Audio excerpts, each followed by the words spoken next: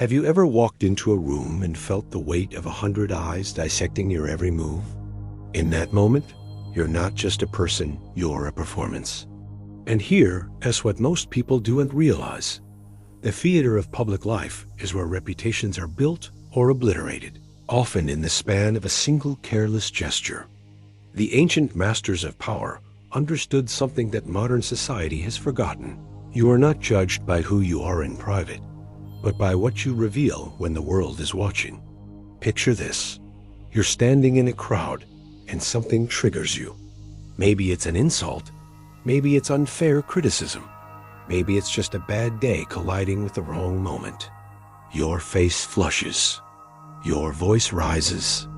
Your hands tremble with barely contained emotion. And in that instant, without speaking a single word of substance, you've told everyone around you exactly how to defeat you. You've handed them a map to your vulnerabilities, signed and delivered. This is the first fatal mistake that destroys more people than any direct confrontation ever could, exposing your emotions in public spaces.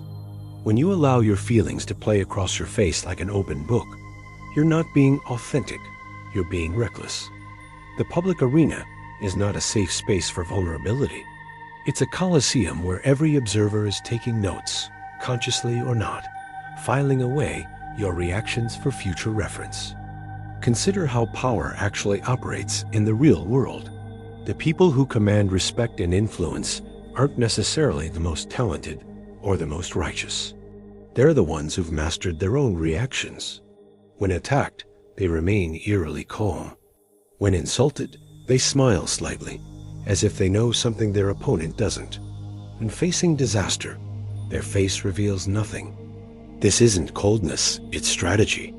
Because the moment others can predict your emotional responses, they can control you. Think about the last time you saw someone lose their composure publicly. Maybe they started crying during a meeting, or perhaps they exploded in anger during a disagreement. What did you remember most, their reasoning or their loss of control? The uncomfortable truth is that emotional displays, no matter how justified, transform you from a person to be respected into a spectacle to be discussed. Your pain becomes entertainment. Your anger becomes a story people tell at dinner parties. But here is where it gets even more dangerous. The same crowd that watches you unravel will not offer protection. They'll offer judgment. When you show weakness, people don't typically rush to support you. They unconsciously begin to categorize you as someone who can't handle pressure. And in professional settings, social circles, even family dynamics, that categorization sticks like a shadow you can't shake. Now imagine the opposite approach. Imagine someone who receives terrible news with a neutral expression. Someone who, when provoked, responds with measured words and steady eye contact. Someone whose face reveals absolutely nothing about the storm raging inside. This person becomes magnetic precisely because they're unreadable. Uncertainty creates intrigue. Mystery commands attention. The predictable person is already forgotten, but the enigmatic one is constantly analyzed. The second mistake compounds the first, arguing loudly where others can witness it. Most people believe that volume equals victory, that if they can just shout their point forcefully enough, they'll dominate the conversation. But public arguments reveal something far more damaging than your opinions. They expose your lack of self-control. They show everyone watching that you can be baited, triggered, pushed beyond your composure. Here's what actually happens during a heated public disagreement. Both participants lose, regardless of who had the better argument. The observers don't judge the content. They judge the loss of control. They remember not your brilliant points, but your flushed face, your raised voice, your inability to maintain dignity under pressure. And worse still, you've now given everyone present a detailed instruction manual on how to upset you. Your triggers are exposed. Your pride is mapped. Your breaking point is documented. The truly powerful understand something profound. Silence can devastate more effectively than any shouted word. When someone attacks you publicly, and you respond with calm, measured words, or better yet, with a slight smile and no response at all, you create a psychological paradox in observers' minds. They wonder what you know that your opponent doesn't. They question why you're not rattled. That uncertainty works entirely in your favor.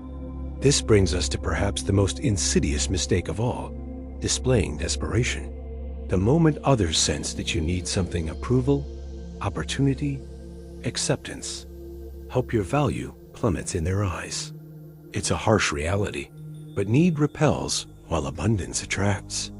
When you appear too eager for a job, people question your worth. When you seem too desperate for friendship, others pull away. When you obviously need validation, respect evaporates. The question burning in your mind right now should be, how do I maintain this facade when I am genuinely struggling? How do I project confidence when I'm falling apart inside? And that's exactly where the second part of this understanding becomes critical. The art of managing public perception extends far beyond simply controlling obvious emotional outbursts. It seeps into every subtle interaction, every choice about what to reveal and what to conceal. Many people sabotage themselves not through dramatic failures, but through small, repeated mistakes that gradually erode their standing. Consider the person who constantly flatters others, especially in public settings. On the surface, this seems harmless, or even strategic, building relationships through compliments and praise. But observe what actually happens. Excessive flattery signals that you're trying to purchase favor. It positions you as subordinate to the person you're praising, particularly when done where others can see. Each overly enthusiastic compliment lowers your status while raising theirs. The crowd witnesses this transaction and files it away. You become known not as an equal, but as someone who seeks approval from above. Strategic praise, delivered sparingly and with precision, can forge powerful alliances. But constant admiration makes your words worthless. It's the difference between a rare, meaningful gift and cheap trinkets handed out indiscriminately. One creates value, the other signals desperation. The person who praises everyone praises no one effectively. Equally destructive is the opposite impulse, publicly criticizing others. When you point out someone's flaws or mistakes where witnesses can hear, you accomplish several things, none of them beneficial. First, you create an enemy who will now work against you, often in ways you won't see coming. Public humiliation never breeds forgiveness, it breeds revenge. Second, you make everyone else in the room uncomfortable and wary, wondering if they'll be your next target. Third, you reveal your own insecurities and need to elevate yourself by diminishing others. The sophisticated approach involves addressing issues privately while maintaining public cordiality. This isn't weakness, it's strategic brilliance.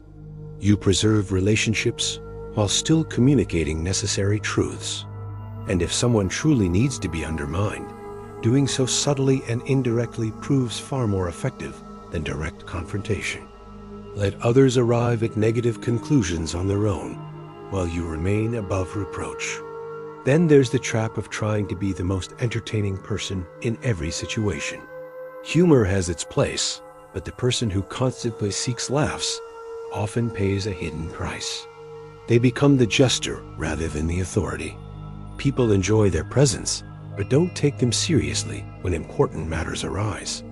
The funniest person in the room is rarely the most respected, because familiarity bred through constant performance erodes the mystique that commands genuine respect. Notice how the most powerful figures in any setting aren't usually the ones generating the most laughter. They might smile at others' jokes, but they speak primarily when they have something substantive to say. Their words carry weight precisely because they're not diluted by constant attempts to entertain. Choose your moments of levity carefully and never sacrifice respect for applause. Another critical error involves oversharing personal information. In an age that celebrates authenticity and vulnerability, this might seem counterintuitive, but the public sphere is not the place for your private struggles. Every detail you reveal about your life, your fears, failures, relationships, ambitions, becomes data that others collect. Some will use it to connect genuinely, but many will store it as potential leverage or simply as gossip to share when you're not present. Mystery preserves power. When people don't fully understand you, they treat you with more caution and respect. The person whose entire life is an open book becomes predictable and common.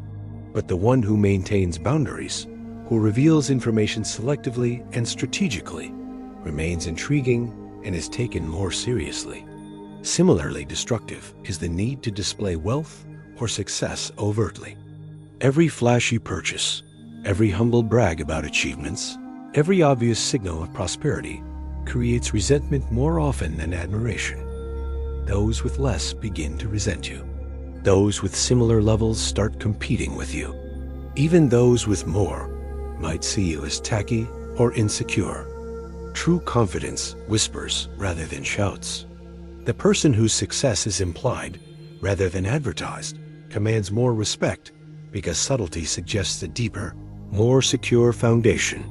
Finally, and perhaps most fundamentally, never lose control of your physical presence.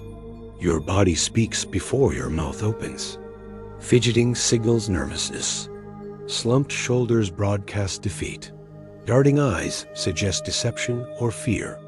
A shaky voice undermines even the strongest argument. Before anyone processes your words, they've already read your body and made judgments about your authority and credibility. The most influential people control their physical presence with precision. They move deliberately. They maintain eye contact without aggression. They breathe steadily even under pressure. Their voice remains level regardless of provocation. This physical control creates an impression of unshakable confidence that makes others instinctively defer to them. When you walk into any public space, understand that you're entering a realm of constant evaluation. Every person you encounter is subconsciously assessing whether you're someone to respect, use, fear, dismiss, or defeat.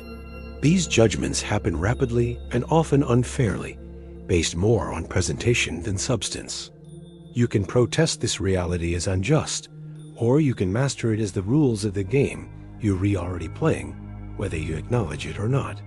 Your reputation isn't built through isolated grand gestures. It's constructed through hundreds of small moments where you either demonstrate control or reveal weakness. Each time you master your reactions, you build armor. Each time you lose composure, you create a crack others will eventually exploit. The choice before you isn't whether to play this game. You're already in it.